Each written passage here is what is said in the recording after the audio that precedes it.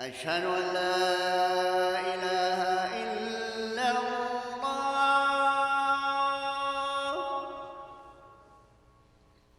أشهد أن لا إله إلا الله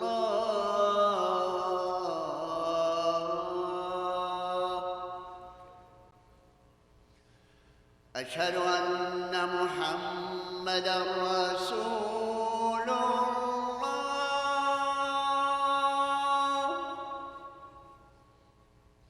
أشهد أن محمدًا رسول الله حي على الصلاة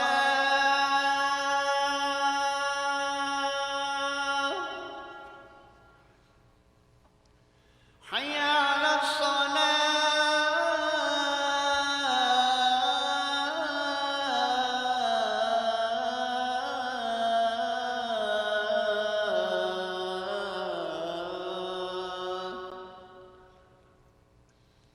حي على الفلاح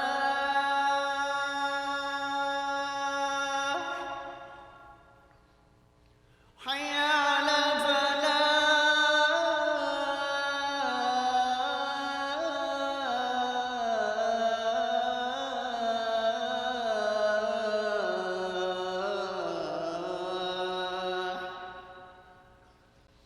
الله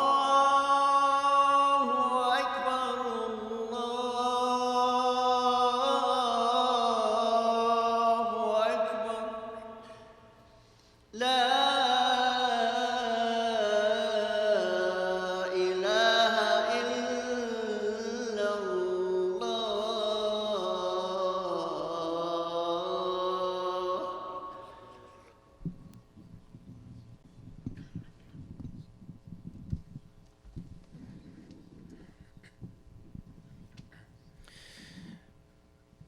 إن الحمد لله نحمده ونستعينه ونستغفره ونعوذ بالله من شرور أنفسنا ومن سيئات أعمالنا من يهده الله فلا مضل له ومن يضلل فلا هادي له وأشهد أن لا إله إلا الله وحده لا شريك له وأشهد أن محمدًا عبده ورسوله صلى الله عليه وعلى آله وأصحابه ومن سار على نهجه وما استنى بسنته إلى يوم الدين أما بعد فاتقوا الله أيها الأحباب فقد أمرنا سبحانه وتعالى في تنزيله يا أيها الذين آمنوا اتقوا الله حق تقاته ولا تموتن إلا وأنتم مسلمون ثم أما بعد. My brothers and sisters, أيها الأحباب, in every single one of our bodies there is a nucleus, there is a center point. And in our religion, in our lifestyle, we call this the heart. The Rasul sallallahu alayhi wasallam once made a very important statement, and it's a statement that we've heard many times, that in the body there is something, if it is pure and clean and righteous, then the rest of the body will illustrate that. But if it's the opposite, where if this organ was bad, it was evil, it was pessimistic, it was negative, then the rest of the body will illustrate that. And then the Prophet ﷺ tells us that it's the heart. This is the hadith where some of the ulama, they say, for those individuals that might believe that as long as I have a good heart, I don't have to really practice, I don't have to really pray, I don't have to really wear hijab because I've got a good heart. Well, this hadith here actually addresses that problem. Because what you're illustrating is the complete opposite of what you claim to believe. You claim that you have a good heart. You claim that the heart is sincere, but the actions show otherwise. And this is inconsistent to the principles of our Sharia. This is why Allah Azza wa Jal says in the Quran, in so many places, إِنَّ الَّذِينَ آمَنُوا وَعَمِلُوا الصَّالِحَاتِ. Verily upon those who believe, meaning the heart, you have aqeedah, you have a sound belief, and they illustrate that through good actions. Ayyuhal ahbab, this short discussion insha'Allah that I wish to present in front of you is a discussion for us to just pause for a moment. Pause from all the pressures that are around you. Pause from all of the problems that are happening around us. Pause from all of the issues and the ailments and the sicknesses that might be around us, and just breathe for a moment and look back right here in your own heart, in that own nucleus that you have in your body, and just stop, pause, and analyze. My brothers and sisters, there are three main categories that I wish to share with you regarding our hearts. And the first thing, bi'idhnillahi ta'ala, how do you know that you have a good heart?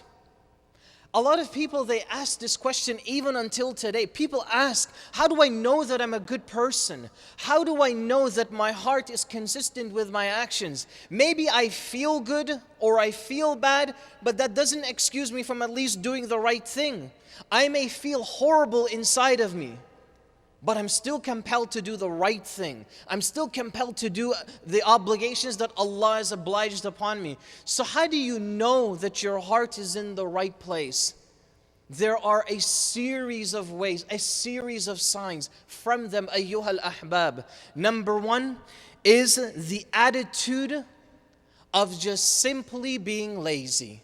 The attitude that many brothers and sisters they have of just simply going with the flow. If things feel right, then I'll do something right. But if things are going horribly wrong, then I'm just gonna go with the flow. This is why the Rasul sallallahu alayhi wasallam made a dua to Allah Azza wa Jal. Allahumma inni a'udhu bika min al-kasal. He would ask Allah Azza wa Jal, oh Allah, protect me from ever being lazy. Laziness is a sickness of the heart. How do you know when you're lazy? You know when you're lazy for a number of different factors. And the most prime of all of them is that every single moment you might find yourself, when you have your spare time, when you have those leisure moments and you're fully rested, you've accomplished all of your responsibilities, you've done everything for the day, and now it's just you alone, nothing else to do. This is the time where you need to maximize that moment. And maximizing that moment doesn't mean that every single day you are in dhikrullah. You will do that, but there are different ways of doing that. Not every single moment you need to have the mushaf open in front of you. Not every single spare moment you need to be praying 2 rak'at. This would all be great, but it's very difficult. Maximizing your time literally means that you are always in a constant state of remembering Allah Azza wa Jal. Whether that means to smile with your spouse, to play with your children, to spend time with the family, to go out and be social with the rest of the Muslim community, whatever it takes, as long as your heart goes back to the remembrance of Allah Azza wa Jal. A second problem, a second sign that there might be a problem with our hearts. And number two is, and this unfortunately, subhanallah, so many people are affected by it, in where acts of worship become like a routine. The brightness of your day, the sunshine of your day is exactly what you're doing at this moment. This is the brightness of your day. When you come to the remembrance of Allah in however way you do it, when you have that moment and you hear the adhan, or it's time for the salah, it's not like cooking, it's not like working, it's not like those routines that you do, but rather this is the moment where you pause away from the dunya. You pause away from all the things, all the pressures around you. Now it's you and Allah alone. And that's the problem with a lot of our communities, is that a lot of the brothers and sisters, you don't have that moment where it's just between you and Allah. It's that Allah time where you put aside everything. You've taken care of the kids, they're sleeping or they're fed. Everybody is taken, accounted for. Now it's for you to just pray 2 rak'ats for absolutely no reason. Now it's your time to sit down and open the Mus'haf and just recite 1 surah of the Quran. And so the second factor is that acts of worship just seem like part of our schedule each and every day. No, brothers and sisters, look forward, insha'Allah, that Asr will be coming. Look forward, insha'Allah, that Maghrib will follow. Look forward, insha'Allah, that when you finish your job today, when you finish your school, when you finish your responsibilities, on the way home, I'm going to stop off at that masjid and finish my day with Salatul Isha ma'al Jama'ah, with the rest of my community. Number 3, the third factor, is that sins and mistakes, they become a habit. They become habitual. A prime example of this, brothers and sisters, is a person that may smoke a cigarette. Now recently, a brother came into my office and he said to me that smoking, it is not haram.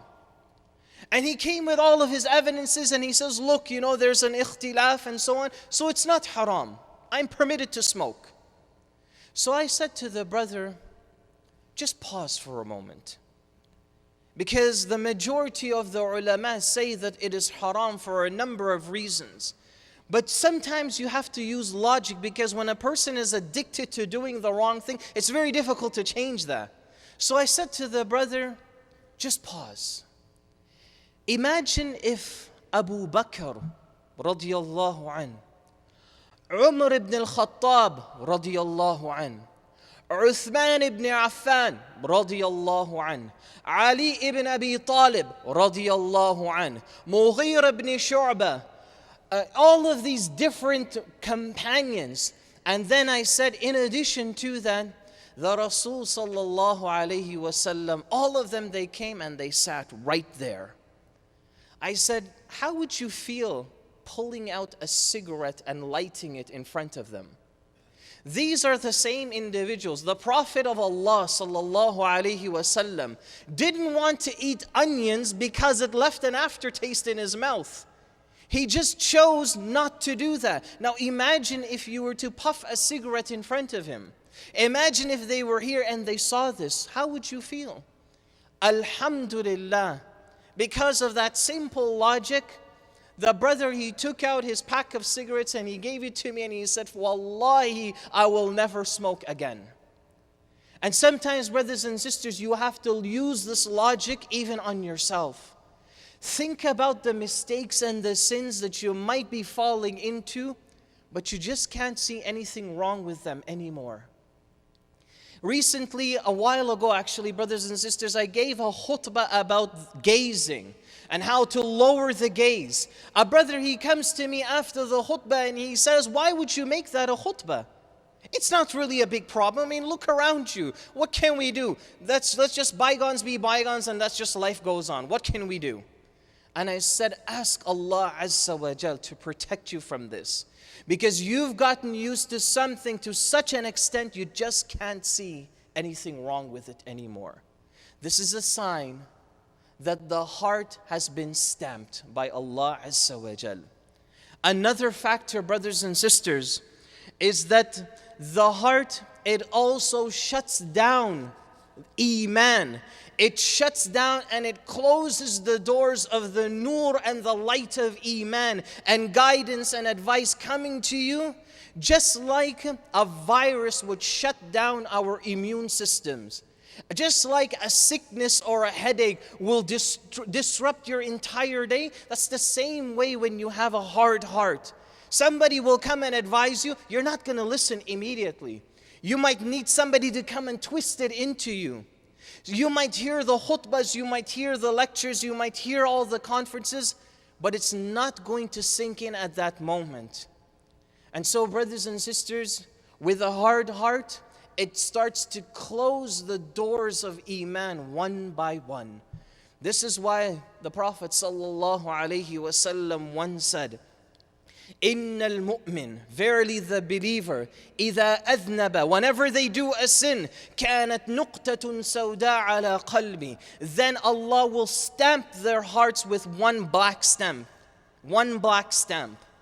And if they increase, فَإِنْ زَادَ زَادَتْ, and if they continue to increase in all of these sins, then Allah Azza wa Jal will cause that their hearts become stamped over and over, حَتَّى يُغْلَفُ قَلْبُ, until the entire heart is covered and sealed. فَذَاكَ الرَّانِ, that is the ran or the rust that Allah Azza wa Jal mentions in the Quran. كَلَّا بَلْ رَانَ عَلَى قُلُوبِهِمْ, by no means their heart has been rusted or stained.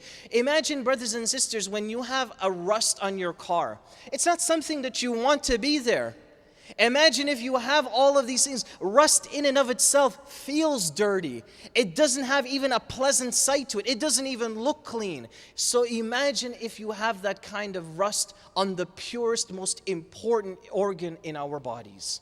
And so, brothers and sisters, the next question that we want to ask, what are the things that lead us to causing our hearts to become hardened? What are those factors that eventually lead to that stage? How do I know that I'm on a path where my heart is going to be hardened or it's going to be stamped by Allah Azza wa Jal? Number one is that a person would only remember Allah Azza wa Jal only in times of need. Only when they're pinched with a problem, only when a calamity strikes, only when there's an issue, then they will turn to Allah Azza wa Jalla. Let me give you an example. As a marriage counselor, brothers and sisters, it's so overwhelming how many times people will come to the office and they would say, I am absolutely heartbroken.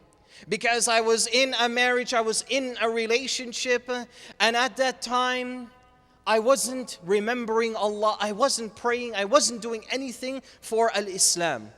But because their heart was broken, it caused them now, this is why I'm turning to Allah. And they would come to me and they say, Brother Musleh, after all these problems happen, I'm asking Allah to cure it, but He's not curing it for me. This is a problem in and of itself. How do you expect to lose the battle in all of those smaller stages and then win the grand finale, win the final battle? How do you expect to do that? This is how we train our soul and our iman to be consistent. This is how you can train yourself that when you do fall off the wagon, you can pick yourself back up and get back on immediately. It's not something that can happen spontaneous. It's not something that can happen at that moment. Because if it does, and brothers and sisters, wallahi, this is something not from myself. This is something that our ulama, they teach us. That if you do find yourself that tomorrow you become righteous, tomorrow you become religious, then wait for the moment where the following day, or 1 week later, or 2 weeks later, you will crack and break. Why? Because there was no consistency in it. Start off slow. Start off training your body slowly. A sister came and took shahada from me when I was visiting one of the other provinces. And when the sister came to me, she says, I want to be Muslim, but I'm scared of the hijab. So I said to her, don't wear it. And she was surprised. She was shocked. Why would I say this to her? And then eventually the conversation went and she says, okay, that works for me. I can become Muslim. I don't have to wear the hijab. I gave her the shahada. 3 months later, she sends me an email and she finally understood what I did. Start slow. Eventually, what I told that sister, as I said, you don't have to wear the hijab all the time, just wear it when you pray. And that sister, she went with that. And she started praying 5 times a day, and she only wore her hijab 5 times a day. She started to feel the pain and guilt in her heart. And that naturally, because salah is the miftah, it's the door of goodness. So the salah caused that in her heart she felt guilty. She felt a bit of hypocrisy in her heart. How could I just wear the hijab only 5 times a day? And she became a full-time hijabi. Brothers and sisters, start off slow. Another avenue that leads a person to a hardened heart. And this is extremely important, brothers and sisters, and that is to not live a lifestyle that is according to your morals and ethics, according to your sharia. There is a group of the Yahud that Allah Azza wa Jal talks about in Surah An-Nisa, and He mentions, فَبِمَا نَقْضِهِمْ مِيثَاقَهُمْ لَعَنَّاهُمْ وَجَعَلْنَا قُلُوبَهُمْ قَاسِيَةً. There was a group of people during this time, a group of the Yahudis, that they had this problem where they wouldn't follow the commands of Allah Azza wa Jal. They wouldn't live that kind of lifestyle. So what did Allah do? 2 things. لَعَنَّاهُمْ. He sent down His curse upon them. وَجَعَلْنَا قُلُوبَهُمْ قَاسِيَةً. And He stamped and He hardened their hearts. Number 3, the third avenue, is that we follow our bodily desires. Now just listen to this for a moment. What's the first thing that comes to your mind? Don't think about following bodily desires from a sexual standpoint. But brothers and sisters, one of the great scholars, by Bishr ibn al-Hadith, rahimahullah, he mentions that bodily desires, what's included in that are 2 things. 2 things will destroy your heart. Number 1, eating too much. And number 2, talking too much. And this is why the Rasul sallallahu alayhi wasallam once told us 2 things. Number 1, he talks about the stomach, and he talks about dividing it into 3 categories. Why? Because the goal and the purpose of when you eat is not to fill your stomach, but it's to satisfy your hunger. There's a difference between the 2. When you fill your stomach, it becomes very difficult for you to do normal things. But when your hunger is satisfied, immediately you can pray. Immediately you can continue with your work and do the things that you need to do. The second hadith about the talking, the Rasul sallallahu alayhi wasallam says that of the people that will be the farthest from me on Yawm al-Qiyamah is a group called Ath-Thartharun. These are the people, brothers and sisters, they are the ones that just simply talk too much. You might ask yourself, well, what's the problem with talking? That's not the issue. The problem is talking too much, becoming a chatterbox, becoming the person that holds a long conversation, talking about all 101 different things at one moment. Even our tongues, our sharia gives us rules. Even the halal, the mubah, permissible things have restraints, have borders around them. And this here, subhanAllah, some of the Salaf, they used to say that we were able to count every word that came out of our mouths from Jum'ah to Jum'ah. We were able to count them. Now you don't have to go to that extent, but it just gives you a perspective. It gives you something to aim for. It gives you an outlook to look at. That this is the extent of controlling our appetites and controlling our tongues. Brothers and sisters, at this point here, the last avenue before we pause, and then we will give you the cures insha'Allah. Because after we understand the da', we want to know the dawa. After we understand the sickness, we want to know how to cure those sicknesses. But the final avenue that leads to a heart becomes stamped by Allah Azza wa Jal is when a person laughs too much. The Prophet sallallahu alaihi wasallam once told us, إِيَّاكُمْ وَكَثْرَةُ الضَّحِكِ. I warn you of laughing too much. فَإِنَّ كَثْرَةُ الضَّحِكِ تُمِيتُ الْقُلُوبِ. That verily the person who laughs too much, it will destroy and kill their hearts. And this is something, subhanallah, can you imagine how much care? This is not something to be worried, some brothers and sisters. Don't be worried, because these are easy things that you can accomplish, easy things that you can monitor. But it's just amazing that, subhanallah, Allah Azza wa Jal sends down a sharia telling us how to walk, how to eat, how to breathe, how to smile, when to laugh, how to eat. All of these different aspects are touched in our religion. This is one of the greatest, most profound points that teaches you that insha'Allah, you are on the path of the truth. Brothers and sisters, we will pause for a moment. And inshallah, in the second part of the khutbah, I will share with you some of the ways to cure these problems. And then following that, I will make one important announcement regarding today's khutbah. We ask Allah Azza wa Jal an yaj'alana wa iyyakum biqalbin layyina. We ask Allah subhanahu wa ta'ala to grant myself and all of you with a softened heart. We ask Allah Azza wa Jal to cleanse our hearts, to cleanse our souls, and cause that our sincerity be accepted by Him, and solely biwajhillahi azza wa jal, solely for the sake of Allah subhanahu wa ta'ala. أقول ما تسمعون وأستغفر الله لي ولكم ولسائر المسلمين من كل ذنب فاستغفروا إنه هو الغفور الرحيم.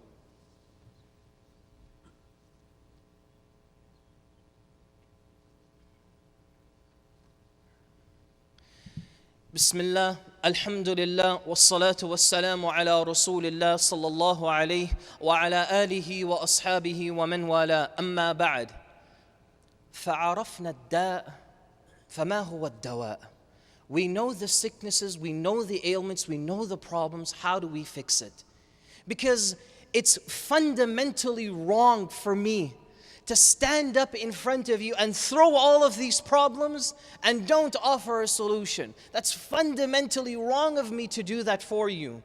And so the way to cure a problematic heart, a hardened heart, number one is the most important. If number one is all you can do at this stage, at this moment, فَيَكْفِي, it is enough. And that is dhikrullah. 2 words, dhikrullah. Once a man came to Hasan al-Basri rahimahullah and he asked him, my heart is hardened, what should I do? And Hasan al-Basri orders this man to live a life of the remembrance of Allah Azza wa Jal. Do whatever it is that you need to do that constantly causes you to remember Allah Azza wa Jal. And that leads us to the second solution. And that is to physically help others who are in need. Don't go on an internet website and then put your credit card or your money and say, okay, I want to donate for so-and-so. Try to physically feel what it's like to help out an individual. Let me give you an example. Once a man came to the Prophet ﷺ and told him, Ya Rasulullah, I have a hardened heart, how do I fix it? So the Prophet ﷺ told him to do 2 things. Number 1, go to a family and assist them, give them charity. You notice the Prophet ﷺ doesn't say give them charity, he says to them, go and do it in person yourself. Go and see the realities of the people who are suffering. And then the second thing he tells the man, go to an orphan child and rub him on his head. And then some of the ulama, when they looked at this, they extracted a beautiful wisdom behind this. Go and help a family physically on your own. Taste what it feels like to see others that are less fortunate, that are suffering, that are dying, that are struggling. And then you will start to count all of the blessings that you have, and you wouldn't be able to count them all.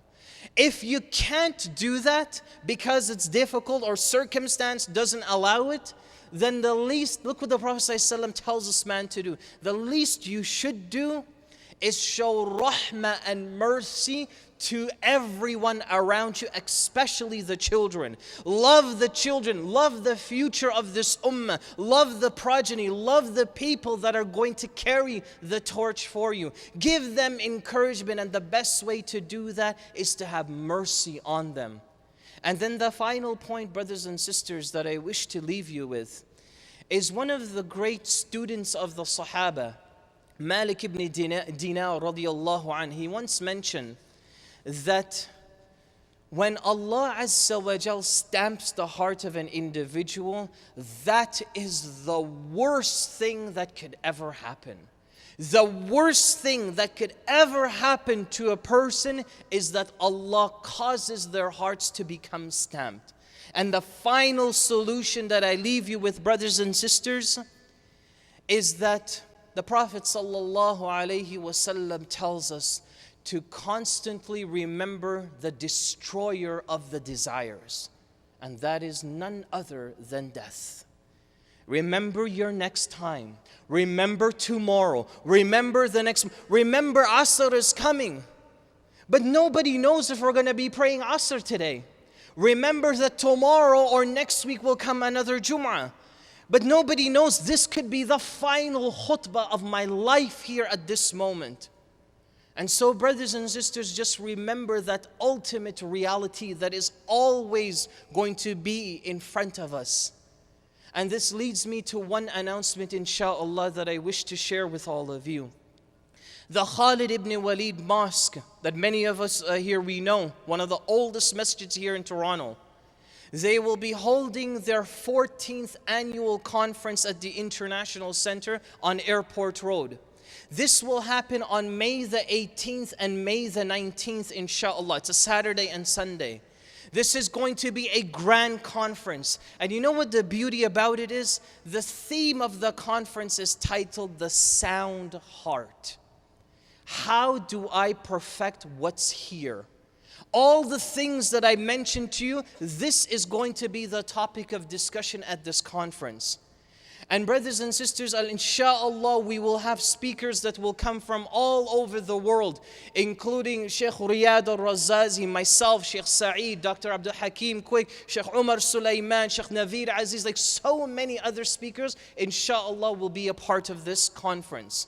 And so this is an encouragement to myself and to all of you. Brothers and sisters will be here. They will be selling their tickets. Please try to support them as best as you can. Wallahi, this is a conference. This is a theme. It can never be fully exercised. You're always going to need to pause from everything around you and look inside and see where exactly is my heart. You will see these brothers and sisters as you leave the masjid. Try your best to support them, inshallah.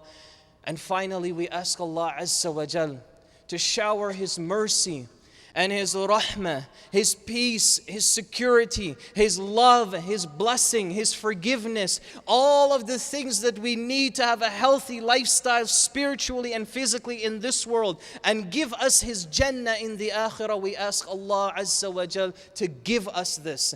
And brothers and sisters, we conclude by sending peace and blessings to our Rasul sallallahu alayhi wa sallam. كما أمرنا سبحانه وتعالى في تنزيله إن الله وملائكته يصلون على النبي يا أيها الذين آمنوا صلوا عليه وسلموا تسليما اللهم صل على محمد وعلى آل محمد كما صليت على إبراهيم وعلى آل إبراهيم إنك حميد مجيد اللهم اغفر المسلمين والمسلمات والمؤمنين والمؤمنات الأحياء منهم والأموات إنك قريب سميع مجيب الدعوات اللهم إننا نسألك الهدى والتقى والعفاف والغنى اللهم إننا نسألك الجنة وما قرب إليها من قول وعمل ونعوذ بك من النار وما قرب إليها من قول وعمل اللهم انصر إخواننا في كل مكان يا رب العالمين اللهم انصر إخواننا في كل مكان يا أكرم الأكرمين اللهم انصر إخواننا في كل مكان يا رب العالمين سبحان ربك رب العزة عما يصفون والسلام على المرسلين والحمد لله رب العالمين.